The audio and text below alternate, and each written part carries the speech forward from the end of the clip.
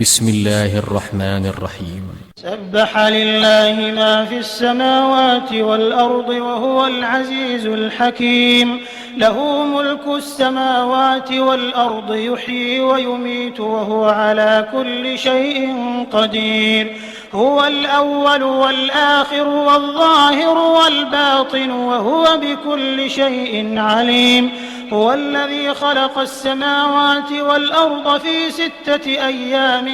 ثم استوى على العرش يعلم ما يلج في الأرض وما يخرج منها وما ينزل من السماء وما يعرج فيها وهو معكم أينما كنتم والله بما تعملون بصير. له ملك السماوات والأرض وإلى الله ترجع الأمور. يولج الليل في النهار ويولج النهار في الليل وهو عليم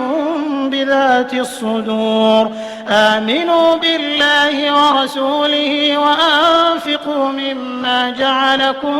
مستخلفين فيه فالذين آمنوا منكم وأنفقوا لهم أجر كبير. وما لكم لا تؤمنون بالله والرسول يدعوكم لتؤمنوا بربكم وقد أخذ ميثاقكم إن كنتم مؤمنين. هو الذي ينزل على عبده آيات بينات ليخرجكم من الظلمات إلى النور وإن الله بكم لرءوف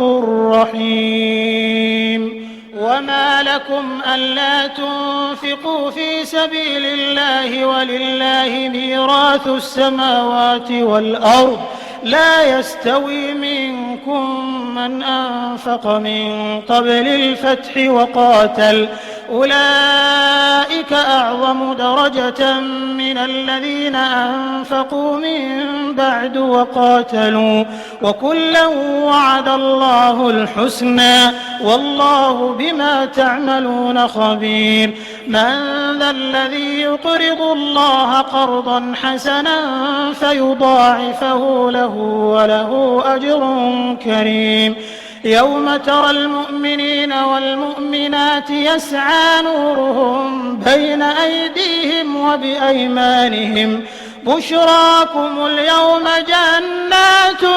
تجري من تحتها الأنهار خالدين فيها ذلك هو الفوز العظيم. يوم يقول المنافقون والمنافقات للذين آمنوا انظرونا نقتبس من نوركم قيل ارجعوا وراءكم فالتمسوا نورا فضرب بينهم بسور له باب باطنه فيه الرحمة وظاهره من قبله العذاب. ينادونهم ألم نكن معكم قالوا بلى ولكنكم فتنتم أنفسكم وتربصتم وارتبتم وغرتكم الأماني حتى جاء أمر الله وغركم بالله الغرور. فاليوم لا يؤخذ منكم فدية ولا من الذين كفروا مأواكم النار هي مولاكم وبئس المصير. ألم يأن للذين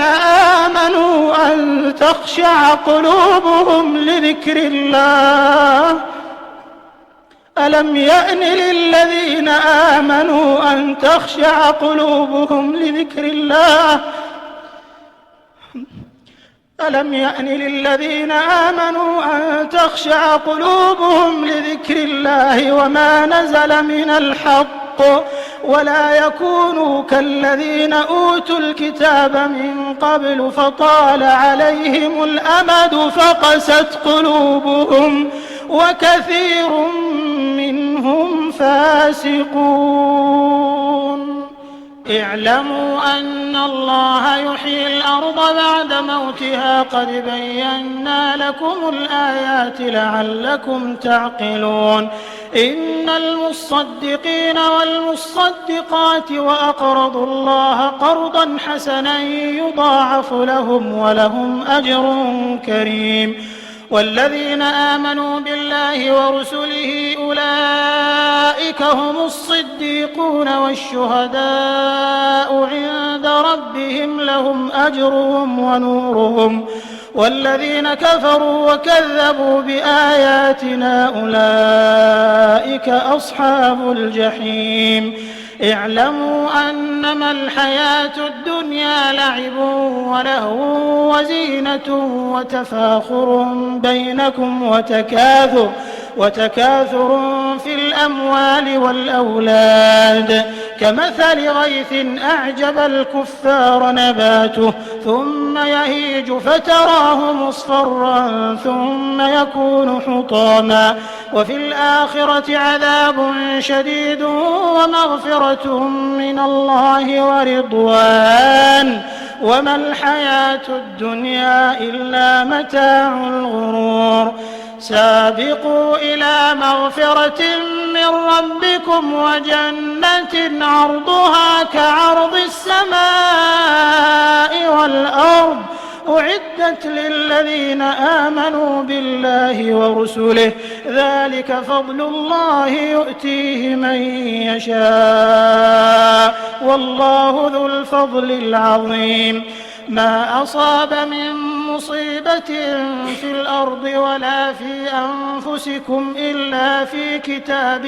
من قبل أن نبرأها إن ذلك على الله يسير لكي لا تأسوا على ما فاتكم ولا تفرحوا بما آتاكم والله لا يحب كل مختال فخور الذين يبخلون ويأمرون الناس بالبخل ومن يتول فإن الله هو الغني الحميد لقد أرسلنا رسلنا بالبينات وأنزلنا معهم الكتاب والميزان ليقوم الناس بالقسط وأنزلنا الحديد فيه بأس شديد ومنافع للناس وليعلم الله من ينصره ورسله بالغيب إن الله قوي عزيز ولقد أرسلنا نوحا وإبراهيم وجعلنا في ذريتهما النبوة والكتاب فمنهم مهتد وكثير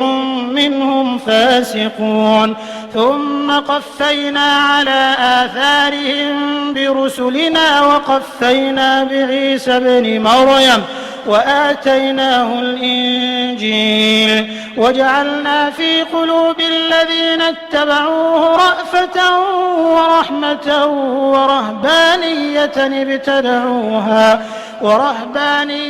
ابتدعوها ما كتبناها عليهم إلا ابتغاء رضوان الله فما رعوها حق رعايتها فآتينا الذين آمنوا منهم أجرهم وكثير منهم فاسقون يا أيها الذين آمنوا اتقوا الله وآمنوا برسوله يؤتكم كفلين من رحمته ويجعل لكم نورا تمشون به ويغفر لكم والله غفور رحيم لئلا يعلم أهل الكتاب ألا يقدرون على شيء من فضل الله وأن الفضل بيد الله يؤتيه من يشاء والله ذو الفضل العظيم